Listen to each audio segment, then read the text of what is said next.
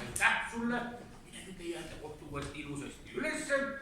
Ja järgmisena tuleb teie ette luuletust lugema Ketlin Aasmets. Tema käib Tallinna Priisle lasteaias. Loeb teile luuletuse Pada ja katel, autoriks Eno Raud ja tema juhendaja on Merike Narusk. Paneme kõrgele.